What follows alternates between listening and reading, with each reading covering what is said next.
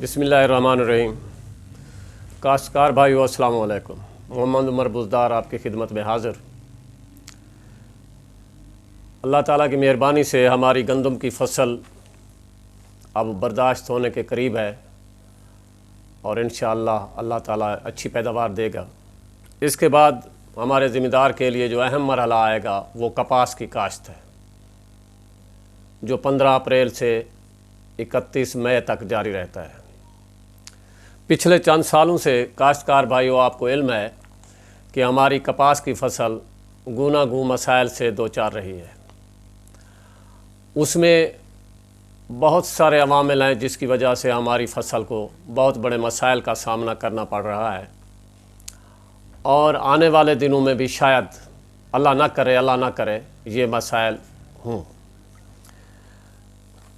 तो कुछ ऐसे चंद अवामिल थे जिन पे यकीनन हमारी कोई गिरफ्त नहीं है और वो कुदरती तौर पे इस तरह के अवामिल हैं जिनका हम उन पे कंट्रोल नहीं कर सकते। मसलन मौसमी हालात के पिछले कुछ सालों से दर्जा हरारत कुछ ज़्यादा हो गया और दर्जा हरारत के बढ़ने की वजह से हमारे जो पेस्ट हैं फसल कपास के वो कुछ ज़्यादा हो गए और उनका कंट्रोल मुश्किल हो गया और हाई टेम्परेचर होने की वजह से, ज़्यादा गर्मी होने की वजह से हमारी जो ज़रई ज़हरें हैं वो भी मुअस्सर साबित नहीं हुई। इसके अलावा कुछ इस तरह के मसाइल थे कि हमारी जो अक़साम हैं, कपास की जो अक़साम हैं जो हमने काश्त की हुई थी वो भी इन हालात के मुकाबले करने को तैयार नहीं थी। यानी जिस हालात में ये तैयार की गई उस वक्त तो ये चलती रहीं, लेकिन अचानक मौसम का जो हालात अदल बदल हुए और मौसम हाई टेम्परेचर एकदम ऊपर चढ़ा गया टेम्परेचर, तो वो हमारी वो वैराइटीज़ जो थी वो बर्दाश्त नहीं कर सकी इतने टेम्परेचर को और वो वैराइटीज़ जो हैं बैठ गई, पैदावारी सलाहियत उनकी कम हो गई, उन पे कीड़े मकोड़ों का हमला ज़्यादा हो गया और वो कीड़ों मकोड़ों का मुकाबला नहीं कर सकी। तो कुछ ऐसे जिसकी वजह से हमारा काश्तकार जो टोटली तौर पे कपास की फसल पे डिपेंड करता है, पूरा साल उसका इंतज़ार करता है और आखिर में आके कपास की फसल का फ़ेल हो जाना हमारे काश्तकार के लिए एक बहुत बड़ा सदमे की सूरत हाल बन जाती है। तो आज मैंने इस सिलसिले में एक प्रोग्राम शुरू किया है जो अभी मैं रिकॉर्ड कर रहा हूँ। तो काश्तकार भाइयों गुजारिश ये है, अभी महीना 2 महीना कपास को काश्त करने की में वक्त है, तो हर काम एक तरतीब से होता है। आप देखिए अल्लाह ताला के जो भी काम है, अल्लाह ताला जो भी काम कर रहा है, जो हमारा निज़ाम चल रहा है वो एक ख़ास तरतीब से है। दिन रात का आना, सूरज और चाँद का निकलना एक ख़ास तरतीब है और ये तरतीब अल्लाह ताला की ज़ात को बहुत बड़ी पसंद है। अगर वो तरतीब हम इंसान जो अशरफुल मखलूक़ात है और ज़मीन पर अल्लाह ताला का खलीफा मुकर्रर किया गया है, अगर वो तरतीब हम भी रखें अपने कामों में तो इंशाअल्लाह इस काम में बरकत होगी। हमें चाहिए, जो आज का प्रोग्राम है वो स्पेशली इस बात पे है कि हमें कपास की काश्त से पहले कपास की तैयारी करनी चाहिए, जिसको मैं मनसूबाबंदी कहता हूँ। हमें मनसूबाबंदी कर लेनी चाहिए कि हमने करना क्या है आने वाले दिनों में। मैं एक बात कहता रहता हूँ कि इतनी कपास काश्त ना करें जितनी आप काश्त कर सकते हैं, बल्कि इतनी काश्त करें जितना आप संभाल सकते हैं। और संभालना इंतहाई अहम है। ज़्यादा काश्त करना कोई बड़ी बात नहीं है, आप एक दफ़ा काश्त कर लेंगे, कोई मसला नहीं है। लेकिन उस कपास को आया आप संभाल भी सकते हैं। आने वाले दिनों में आपको उसकी खाद की ज़रूरत पड़ेगी, आपको पानी की ज़रूरत पड़ेगी, आपको फर्टिलाइज़र की ज़रूरत पड़ेगी, आपको लेबर की ज़रूरत पड़ेगी, आपको गोडी करने की ज़रूरत पड़ेगी और फिर आपको पिकिंग की ज़रूरत यानी चुनाई की ज़रूरत पड़ेगी। क्या आप इस फसल को इतना ज़्यादा काश्त करके आप उसको संभाल सकेंगे? यकीनन नहीं।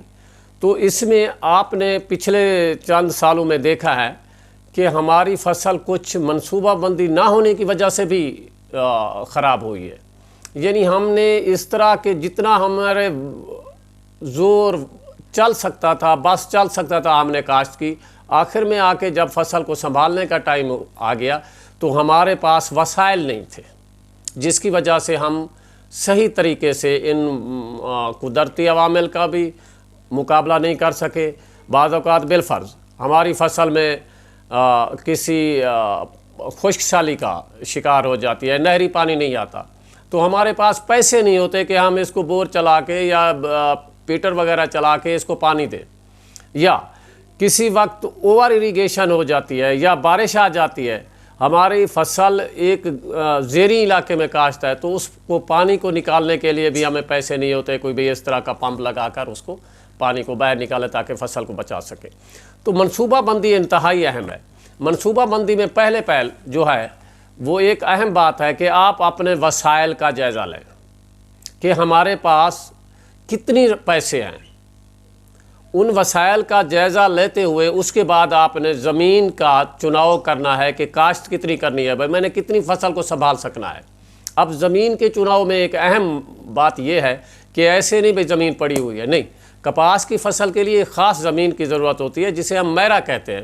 کافی سارے ہمارے دوست ہیں جو ہر زمین پہ کپاس کاشت کرنا چاہتے ہیں اور کاشت بھی کرتے ہیں، جو آخر میں آ کے نقصان کا باعث بنتی ہے، اسے بیماریاں لگ جاتی ہیں یا اس کی گروتھ رک جاتی ہے یا اس میں پانی کھڑا ہو جاتا ہے، فصل سٹریس کا دباؤ کا شکار ہو جاتی ہے۔ چناؤ میں ضروری ہے ایسی زمین کا چناؤ کریں جو زمین میرا ہو، جس میں آپ کو یقین ہو کہ ہماری فصل یہاں اگاؤ اچھا رہے گا اور آنے والے دنوں میں اس کی بڑھوتری بھی اچھی رہے گی، ورنہ آپ درمیان میں آ کے تمام کا تمام اخراجات ہو چکے ہوتے ہیں اور فصل ہماری ناکام ہو جاتی ہے، جس کی وجہ سے ہمارا ذمہ دار نقصان میں چلا جاتا ہے۔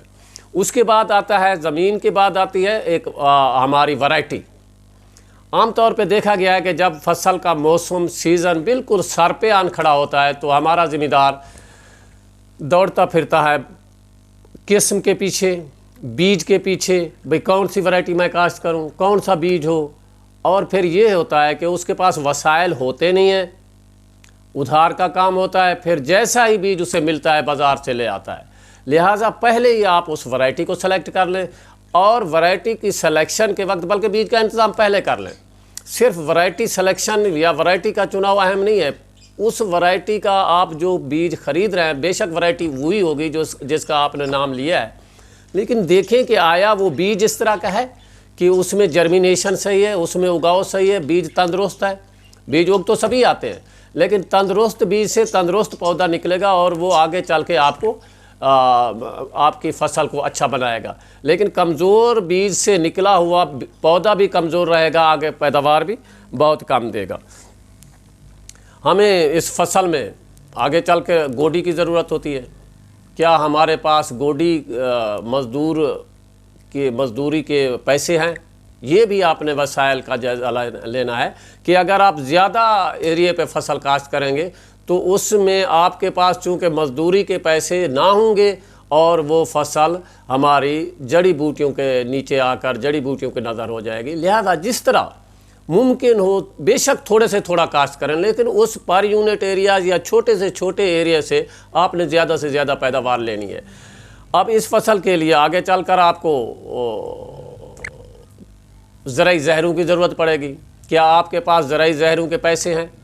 عام طور پہ دیکھا یہ گیا ہے کہ ہمارا ذمہ دار کا اصل منافع جو ہے وہ زرعی زہروں میں چلا جاتا ہے، یعنی ادھار پہ لے آئے، اور ادھار پہ جب ہمارا ذمہ دار لینے جاتا ہے تو وہ اپنی مرضی نہیں کرتا، وہ جا کے جس زہر کا کہتا ہے کہ ذمہ دار اپنا ڈیلر کہتا ہے نہیں جی یہ نہیں پڑی، اس کے ساتھ کی پڑی ہے۔ اب ذمہ دار چونکہ اس ڈیلر سے ادھار لینا ہے تو وہ نہ تو نہیں کر سکتا نا، پتہ نہیں ڈیلر نے اس کو کس طرح کی زہر دے دی ہے۔ تو اس لیے کوشش کریں اپنی نقد زہریں خریدنے کی، کہ جو آپ کو کسی نے مشورہ دیا ہے کہ یہ زہر جا کے لے کے آئیں، تو وہی اگر ایک دکان پہ نہیں ہے تو دوسرے ڈیلر کے پاس چلے جائیں۔ یہ اگر آپ نے پہلے سوچا ہوا ہوگا، اگر آپ نے پہلے سے اس چیز کا انتظام کیا ہوگا تو آپ کو مسئلہ نہیں بنے گا۔ زرعی زہروں کے لیے ہوتا یہ ہے کہ پھر جب ہماری فصل تیار ہو جاتی ہے وہ تقریباً ساری فصل کا جو منافع ہے یا سب کچھ وہ دکاندار آ کے لے کے چلا جاتا ہے، ذمہ دار ویسے کا ویسے ہی رہتا ہے۔ اس لیے جو آپ نقد لیں گے وہ ادھار کی نسبت آپ کو سستی ملے گی۔ کوشش کریں کہ اپنی زرعی زہریں جو ہیں وہ نقد لیا کریں۔ اب کھاد بھی آتی ہے، کھاد بھی ہمارا ذمہ دار عام طور پہ ادھار ہی لیتا ہے، تو کھاد کے لیے بھی اپنا انتظام کر لیں، اپنا سوچ لیں کہ ہمیں کھاد کس طرح اور یہ بندوبست کر لیں کہ یہ سب وسائل کا جائزہ لے لے کہ ہم نے 2 ایکڑ 3 ایکڑ 10 ایکڑ جو کاشت کر رہے ہیں، آیا ہمارے پاس اس پوری فصل کو سنبھالنے کے انتظامات بھی ہیں، کیا اس کی کھاد پوری ہے؟ تو کھاد بھی کوشش کریں اپنے ہی وسائل سے، بجائے اس کے آخر میں ہمارا ذمہ دار فصل بھی پک چکی ہوتی ہے، اس کے ڈور ڈنگر بھی اس سلسلے میں بک چکے ہوتے ہیں، لیکن ہوتا یہ ہے کہ ابھی فصل کو کچھ ضرورت ہوتی ہے بالکل ختم ہو جاتا ہے۔ تو یہ سب کا سب میں یہ کہہ رہا ہوں کہ آپ کا یہ ڈیلر حضرات نہ لے جائیں۔ اسی طرح ہمارا جو زمین کا چناؤ میں نے پہلے آپ سے کہا، اور کوشش کریں کہ محکمہ زراعت کے عملے سے اور زرعی ماہرین سے ضرور رابطہ کیا کریں۔ آج کا جو اہم موضوع تھا آپ کو پتہ چل گیا ہوگا کہ ہمیں صرف اور صرف یہ ویڈیو ریکارڈ کرنے کی ضرورت اس لیے پیش آ رہی ہے کہ ہمارا ذمہ دار بر وقت منصوبہ بندی نہیں کرتا۔ اب تقریباً 1.5 ماہ رہ گیا ہے، آج ہی سے آپ نے منصوبہ بندی شروع کر دینی ہے کہ میں نے کس ایریے میں کھیت کے کس ٹکڑے میں کپاس کاشت کرنی ہے اور کتنی کاشت کرنی ہے۔ اس کے لیے بیج بھی سلیکٹ کر لیں، اس کے لیے جناب اپنی زہروں کا انتظام بھی کر لیں، اس کے لیے اپنے گوڈی کا انتظام بھی کر لیں، اور اس کے لیے کھاد کی خریدنے کے لیے زرعی زہروں کا بھی انتظام کر لیں۔ تو یہ انشاءاللہ ویڈیو وقت کے ساتھ ساتھ بیفور دا ٹائم، وقت سے بہت پہلے میں نے آپ سے یہ گزارش اس لیے کی تاکہ آپ تیار رہیں۔ آپ سے ایک اور گزارش بھی کرنی ہے کہ پورے سیزن میں انشاءاللہ آپ کو رہنمائی ملتی رہے گی۔ آپ نے اس چینل کو سبسکرائب بھی کرنا ہے تاکہ آپ جو ہی ہماری ویڈیو آئے آپ کو موسم کے مطابق، وقت کے مطابق، فصل کی نوعیت کے مطابق ملتی رہے۔ دعا ہے اللہ تعالیٰ آپ کو خوش رکھے، اپنی فصلات کو اپنی امان میں رکھے۔ اللہ حافظ۔